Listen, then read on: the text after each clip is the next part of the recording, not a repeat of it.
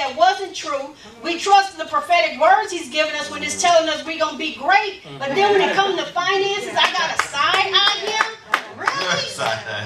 Really? I mean, you have to think about it. You have to really, really search in your heart.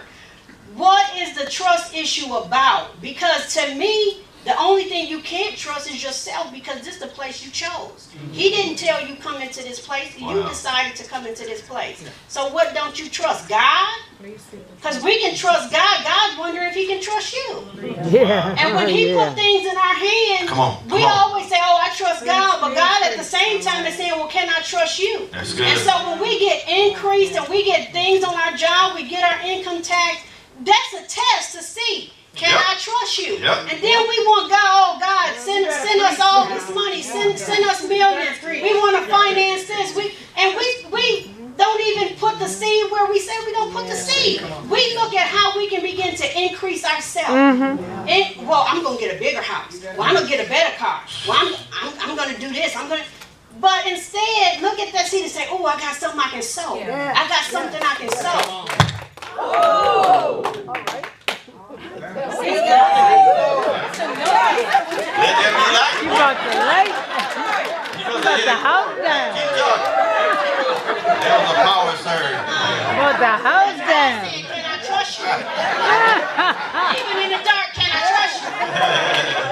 No, but we have to stop thinking so much about ourselves, trying to build. And I'm just gonna say that is something that colored people have a bad thing. We can't buy a house and everybody pay for it and pay it off, and everybody live there. We can't do stuff like that. And then we get upset because other people going out buying up all this property because they know how to work together. But as a people, we always gotta have our own. We always want our own, and the whole family end up with nothing. And the whole family end up with nothing, and that's not how God wants us to be. So it's very important that we take this teaching, because God is saying, I'm giving you all some understanding. I'm re-educating you all to handle what I'm getting ready to place in your hand. But when you start to get things in your hand, you have to understand this is a test to see, can he trust me with bigger? You be faithful over the few, God will make you ruler over much.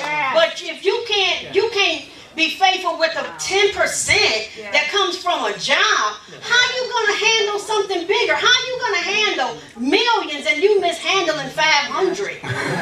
It's not going to happen.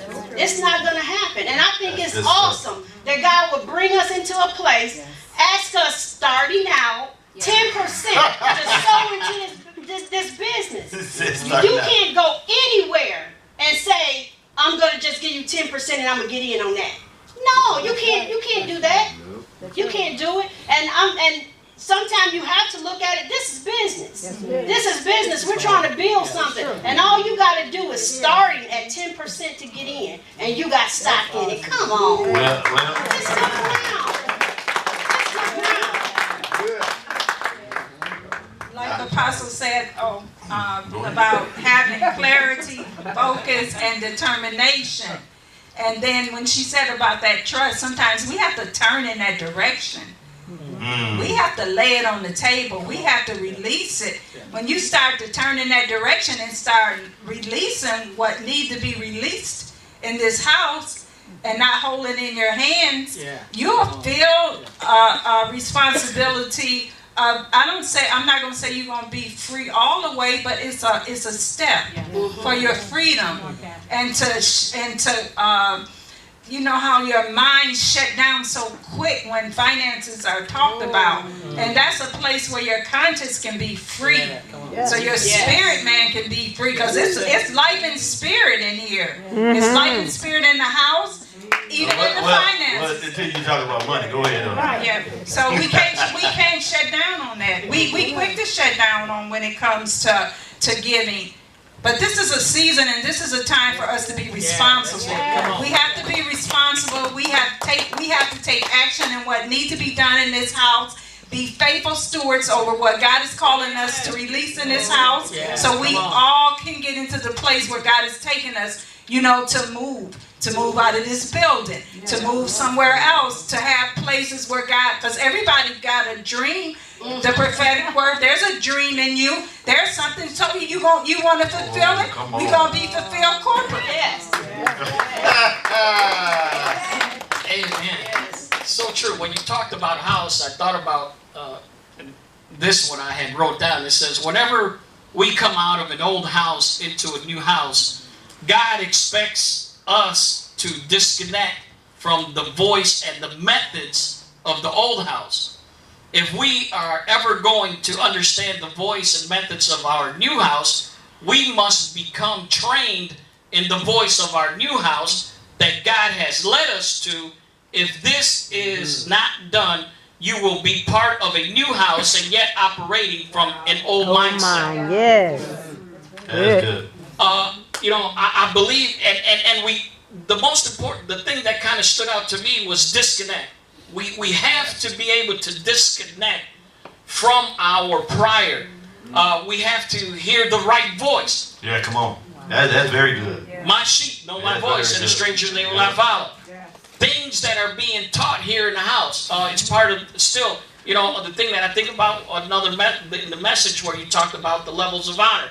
You talked about support the vision, apply what we've learned, and to teach others what we've learned. Yeah.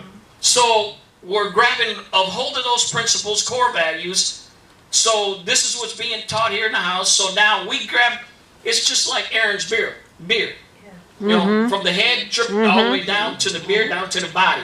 So we're supposed to be able to grab those core values and principles and then disperse them amongst the body. And that's how everybody has learned from those teachings. And everything else. That's good. That's good. You know, that's so important because I believe we've been exposed to so many different voices. I'm glad you brought it up because that's the thing. Most of our struggle is because of the thoughts and the words, and we haven't learned how to have a mind that can honor God in our thinking. You know what I'm saying? And begin to pick and choose what we're going to allow to go into our mind. What thoughts we're going to have. You know, even like now, you can hear it in the spirit. You know, this is supposed to be a message of liberation and restitution, and bringing us to a point to say, hey, you know what? Maybe I have been a little bit bullheaded and hard-hearted and stiff-necked. You know, maybe that I've not allowed enough room to receive the word and be able to get that seed. Like Elder Vanessa said, it's a test. And most of us failed the test because we mismanaged what God has given to us. And we don't look at increase coming to us as a test, as a sign, because that's when them voices get loud. And they'll start telling you, saying, you know, all they want is your money. They ain't all. I've asked for other stuff. I asked for your holiness. I asked for your joy. I asked for your peace. Come on now. I've asked for your attendance. I asked for your support. You know what I'm saying? So it wasn't just, I'm asking for money, but the enemy wanted to magnify your money. No, I've asked for you to walk in peace. I've asked for you to humble yourself. So it ain't like I'm just asking for just just going to take everything I've ever said and put it aside. But that one thing, you're going to judge me on that one thing. But my resume says I'm good until I go into that one forbidden zone, which is saying, hey, God wants to get us to a point, and I'm thinking, and I know the elders do as well, and I know we have some other people because they come up to me and they ask me questions about the body. You know, why this person ain't in this position, or why that person ain't doing this. And I don't have no angst against it. I don't have an axe to grind. I don't feel like they're trying to be, confrontational on stuff. It depends on the spirit and the way you say it. They have a genuine concern. So sometimes people want to know the well-being of, because especially when you're connected. When you're really connected, then you start thinking about the whole. You're not just thinking about, well, I'm here. You're thinking about us. So I have the undeniable responsibility of looking at us. You know what I'm saying? My mind has never been me. Mine, my wife, has always been us. So all my actions, ever since I've been in ministry, before I became a pastor, I always thought about other people. You know what I'm saying? I always thought about, you know, if I had an opportunity. You know, I always wanted to be sacrificial. I always wanted to be serving. I I didn't want to be self-serving. I want to be a blessing to people. You know what I'm saying? I want us to, and so that's where I'm at. That's why it's some things that I'm empathetic to people that can't really afford to tithe. You know, people tell me, and I'm touched with the feeling of their infirmity. I'm sorry, but I don't agree with that. I was thinking the same thing. No, I'm going somewhere too. I'm going somewhere. Hold on, the verdict ain't all the way out. I didn't know. You know, I empathize, but then it becomes so chronic. Yeah. And before you know it, it ain't just 2017. They hide behind that particular stronghold, and it become a safe haven. 2018, 2019 look just like 2017. And they looking for somebody to empathize with them and looking for a pass. That's what I was going with it. I wasn't going to say I'm going to try to rewrite the script. The script is already wrote.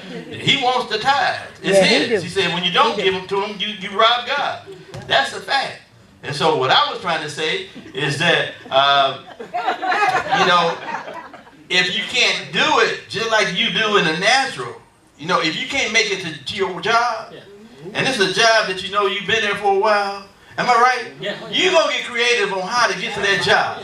You're going to find a way. You know what I'm saying? You can't go to your boss and say, you know what, I ain't got a car, so we're going to have to tweak the hours. No, you know what I'm saying? Well, we'll see you. You know what I'm saying? Give you a severance pay and go ahead. No, we get creative. You get creative. You get to that job. But we don't put value on what the tithe means or what giving means. And that's why we don't make the adjustment. It ain't got nothing to do with nothing else. That's the whole problem. That I found a safe place. And trust me, we waste more than 10%. Yeah, we waste that 10% during that week. You know what I'm saying? During that week of that check, that 10% is wasted. Trust me. If you making $1,000, I guarantee you, if you go through your stuff, you're gonna find out you wasted $100. Easy that week.